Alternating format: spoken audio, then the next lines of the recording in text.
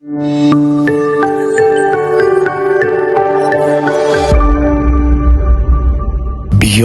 the newsroom, where untold story is revealed.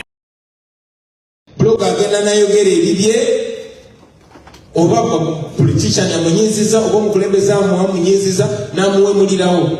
Discipline means obutawemula ne bw'obanga osobola okuwemula nga tewali alina kyakugambye. Omulungi agenda maaso n'okubeera ng'otugoberera ku Beyond the Newsroom. Gwe mukutu nno w'osinzira ogenda maaso n'okubeera ng'ofuna ensonga ez'enjawulo. His Excellence Robert Kyagulanyi Ssentamu ebigambo binene nga bwe mbikuwadde ndowooza biwulidde n'obwekkaanya ate era n'obwombeefu obw'ekika ekyawaggulu ogenda maaso n'okubeera ng'oba oliawo ofuna information entuufu gy'ogenda okubeera nga naawe oba oliawo owulira.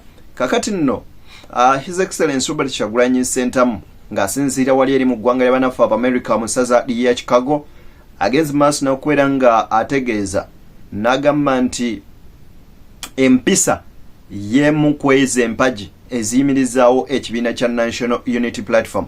Kakati ono nno oluvannyuma lw'ababloggers ab'enjawulo okuvaayo nga bagenda maaso n'okubeera nga batyoboola abantu n'okuvuma abantu, Kyagulanyi agamba nti bagukozesezza nnyo nga omukisa ogenda maaso n'okubeera nga bagamba abantu bano bonna ba kibiina kya National Unity Platform, naye nga Robert Kyagulanyi Ssentamu His Excellence Bobi Wine ye muntu agenze mu maaso n'okubeera nga asimba ennyessira ku nsonga z'okubeera nga akuuma empisa mu bafoot soldier n'abo abawagizi b'ekibiina kya National Unity Platform bonna nga tasosoddeemu. Mu kwogera kwa Robert Kyagulanyi Ssentamu agamba nti tulina okubeera n'empisa ate era mulina okugenda mu maaso n'okubeera nga temuwerabira omulamwa omukulu gwakuggyako Museveni, so si gwagenda mu maaso nakubeera nga tusiiwuka mpisa kuwemula buli gwe tulaba. Ebigambo bingi ate era byo bikaawo wabula nkuleetedde ne story endala nnyingi nnyo nnyini ddala. Baani bano abalwanidde mu studio ne beeyisaamu empi ate era ne yabadde atuta omusango gw'okuwaabira diguli ya Kyagulanyi naye bimukalidde ku matama. Kati nno byonna byenkuleetedde wabula video nkusaba soko gimpere like etambulire ddala etuuke ku oyo omulala yandyetaaze ogenda maaso n'okubeera ng'agifuna ate nno nkusaba n'obwombeefu bw'ekika ekyawaggulu soko subscribing tutambuze ensonga butereevu ate gwe wenna ali eyo eyamala eddo subscribinga nkwebaza bwebaza. Nzikiriza nsooke ngende mu maaso n'okubeera nga nkuwa video eno olabe obubaka bwa His Excellence Robert Kyagulanyi Ssentamu. Discipline means controlling your anger even when it gives you satisfaction when you explode. Discipline kitegeeza kukkiriziganya ne banno nti bannaye twagambye tutambule bwe tuti omulamwa gwaffe gubeere ku Uganda guleme kubeera gwa kulumbagana na kuwalalira abantu betulowooza oba betulaba nti batulwanyisa. That is discipline. And so we believe that in a new Uganda we must have that discipline. Part of the problem in our country is that there's no discipline. Even in institutions where there should be the highest level of discipline, the military and police, there's zero discipline. No wonder the soldiers of Uganda and the police officers are raping young boys in detention. So, let what is happening in our country, yes, I didn't make a mistake. The police officers in Uganda are raping young boys in custody. So I'm saying we must teach it to ourselves. We're not just going to learn it when we get there. We would be deceiving ourselves. You cannot give what you don't have. So we should have it now. Tusobole okuyingira mu Uganda empya nga tuli abakulembeze abo abasaanidde. His Excellence Robert Kyagulanyi Ssentamu akubiriza abavubuka n'okubeera nga ajjukiza core values ez'ekibiina kya National Unity Platform. Okusinziira ku President agamba nti bineeno byonna ebiriwo era tayinza genda mu maaso n'akubeera nga aleme okubinenyeza Museveni, naye era n'ayongera okubeera nga akubiriza bannakibiina okubajjukiza nti omulamu omukulu gwakuggyako Museveni, so sigwa kubeera nga tuvumangana.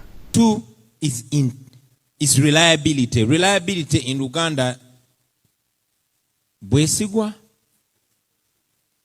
No, that's not Bwesimbu. Reliability, we should be people to rely on. Obwesigwa. So, reliability to the people of Uganda will mean dependability. We should be people that the people can depend on. Njagala okujjukiza nti Sheikh Ashraf Dembe musomi w'edduwa wali mukubireko okusimu esembe y'okumenemu ku screen ajagena maaso n'okubeera ng'ensonga azikwasaganya. Kankwe ate ebigambo bino owulire Kyagulanyi ng'akambuwaddemu n'okubeera ng'akuutira banna National Unity Platform. And we can only confirm that to our people, not through our words, no, but through our actions. We should be able to win public trust and public confidence. We can only do that by demonstrating consistency, so that people know that because of the way we conducted ourselves yesterday and today, we will conduct ourselves tomorrow. We cannot be saying one thing today and another thing tomorrow. Standing for one value today and another value tomorrow. Mandela taught us that any man that changes his position depending on who he's dealing with. Bismillahir Rahmanir Rahim. Alhamdulillahi Rabbil Alamin. Thumma salatu wassalamu ala Rasulillahi sallallahu alayhi wa sallam, amma ba'd. Nze sekasida Allah subhanahu wa ta'ala abaddu ba Mukama Katonda mwenna abali mu nsi. Nga Mukama Katonda akuteeka mu nsi. Abagenyi bange mwenna abataddeko ku mbuga yange ewa Sheikh Ashraf, mbeerawo buli lunaku okuva ku Mande mpaka ku Sande okujjako olwokutaano lwokka bangenze okutendereza. Baganda bange mwenna abali e Bulaaya, bamama bange bakitange basenga, nkwegayiridde nkubira ku 0707 7 6 3 gyokola tebakusasula, toyina buganzi ku mulimu, kigoba emisambwa kyekirimu emikisa, enjibo wayange nga wogiraba wogentuma ne woba oli diaspora. That's not a person that can lead the country. So we cannot be standing for justice today and injustice tomorrow, or the other way around. Then we won't be reliable. People won't rely on us. So we believe in having trust, public trust and public confidence in a new Uganda. That is what is going to make us leaders worth our name. Number 3 is integrity. Obwesimbu. This is something that is lacking in Uganda, not only in the political class, very unfortunately, even within the elders, very, very unfortunately, even within religious leaders. You saw a bishop from Gomba, nairwachi byonna biva Gomba. Kati ebyo nga tubitadde ku mabbali, Professor Bajjo avuddeyo n'agenda maaso n'okubeera nga atangazaamu nti okusinziira ku Minisita Balumba Rugahali yategeezezza nti ekituufu kiri nti newankubadde Kyagulanyi tetumwagala, naye diguli ye ntuufu era yasoma. Kakati bano abadde bagamba nti Kyagulanyi teyatuulako mu kibiina ba bloggers ab'enjawulo, wenjogerera kati bibakalidde ku matama. Okugulawo diguli enkyamu nangamba diguli y'omusajja ntuufu. Nanganze ndi minisita wa gavumenti sobola kugenda mu bintu biri fake. Lwakwati NRM ina uncoordinated movements. Nti NRM engeri giyagwa President Museveni afuga KHY, Mutabanyi afuga KHY, Mama afuga KHY, Abakoba afuga KHY, Amajega afuga KHY, mu NRM bwefuga bokka. Wakati amazima nga abantu bali mu kufa ekiteezi. Ndeka tugendera ku lwayo. Tugendera ku lwayo. Tugendera wano ku diguli. Kakati ya Kyagulanyi. Muna Uganda mpuliza ku BTFM. Diguli ya Kyagulanyi ntuufu. Nkuwadde bwino tajigudde emirundi 8, yakajigwa emirundi 3 agisomedde emyaka diguli ya myaka emeka. Era abantu awazibu Kyagulanyi wayolekedde wasisubira nti anayita LDC. Ekigamba asubira nti anayitawo kubanga alina obuvunaanyizibwa bungi. Ate muna Uganda yenna awuliriza Bajjo Kyagulanyi kimukakatako okusoma amateeka okusinziira mu field gy'alimu. ate ekyokusatu Kyagulanyi yasimye nti lawyer agenda waliwo abagamba Kyagulanyi n'agenda bane bongo bannayuganda bukyali wansi kyobalansi binnayuganda bivaako bibone kadima bigambye Kyagulanyi anaagenda mu kooti bagambye buli lawyer asoma agenda mu kooti kakati nolaba reasoning y'abawumba tuutu mu Kyagulanyi anaawolereza ani mu kooti Kyagulanyi tasomye kuwolereza abantu mu kooti Kyagulanyi alina presidential ambition asomye kumanya mateeka nga president alwanirira human rights atambulire mu mateeka otuuka omuteeka mu ntebe ng'amateeka agamanyi kakati mmwe babagamba buli asoma obwalo yabayagala kooti ensonga za Bajjo zezo nno kakati nno Khalifa Aganaga ne musajja mukulu amakeddwa nga Jacob Omutuuze bekwatidde amatayi mu studio lwa nsimbi za Federation na Eddie Kenzo nkugambye n'akatayi tekasaze nga eri begudde dda mu malaka oliwo opposition eri Eddie Kenzo teriyo kirungi na kimu kyensobola kuwuliramu gwe kiri Eddie Kenzo kyokola bantunobuziza olwokubiri babeera hoteli yani tayogedde mazima nemubuuza notukogamba abantu nti era California musajja mugezi nnyo naye bannange amagezi ge gonna agononye just because mpagidde Eddie Kenzo no ngaze kwalya sente woganifunamu kubanga wuliriza I have to defend myself ndidde ntya sente nzifunye ntya abantu ne mbabulira process omuntu okufuna wuliriza listen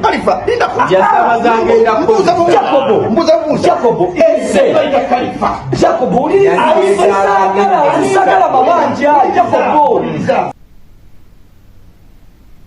ate oba oliawo guli gutyo naye Professor Bajjo avuddeyo nno n'agenda maaso n'okubeera nga aweereza obubaka eri abakulembeze ono nno wano wasinziridde n'akolimira nnyo abantu okuli Lord Mayor Erias Lukwago ku ngeri abantu b'omu Kiteezi bwe baafuddemu mu bulumi obw'ekika ekyawaggulu olwa budanfusi bannabyabufuzi nti bannayuganda baganye okukkiriza nti tebalina mununuzi tebalina abalumirirwa ate bannayuganda baganye okwegatta olw'ensonga mu parliament kati Sasira agenda kumalawo abantu bange sikunenya muli faddi mwe mulifuna ddi omutima ogulumirirwa abaddaku buli saa bazanyirako byabufuzi mwafula abantu bawansi capital mwamuloza bagenda basikadde okusala bwemupi wemufuna yate bitiyo mutwala butiya ebitiyo biyole Kasasiro tipa tikasasiro yajjudde ekitiyo kimuyole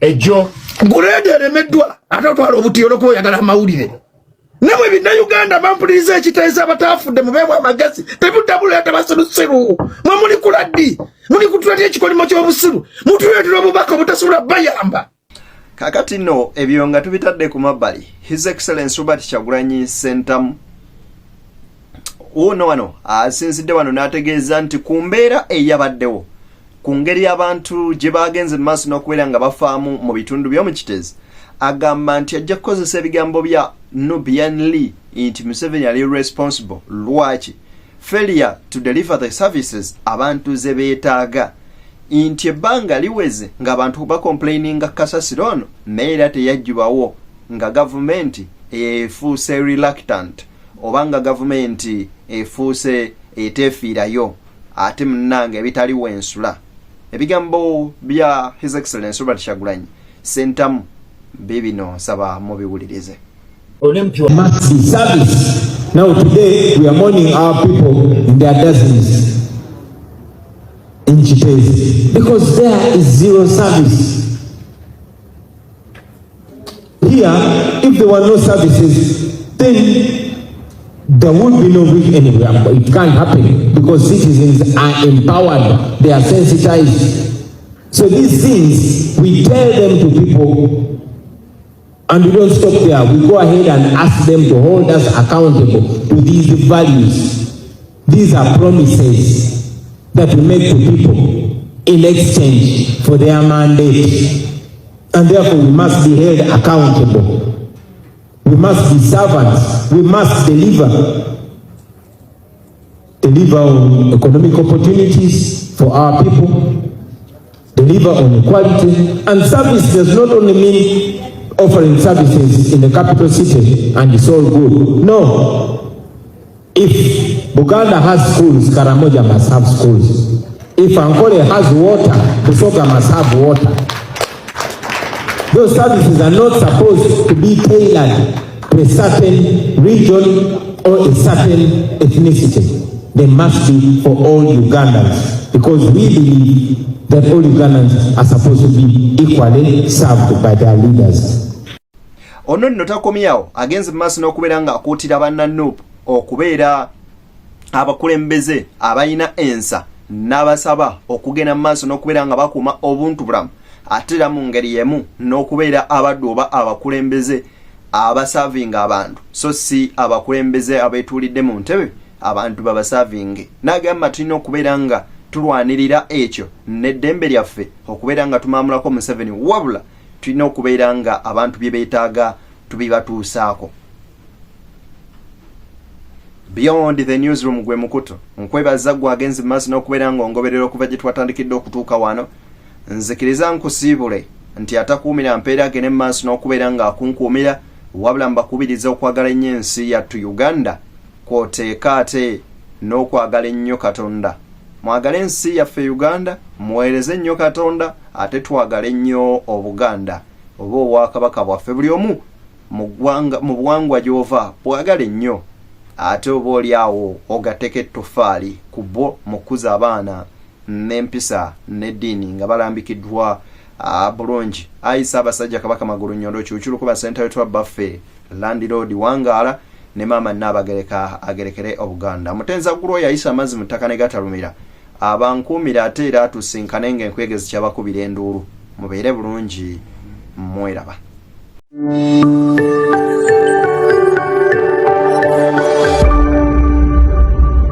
Beyond the newsroom, where untold story is revealed.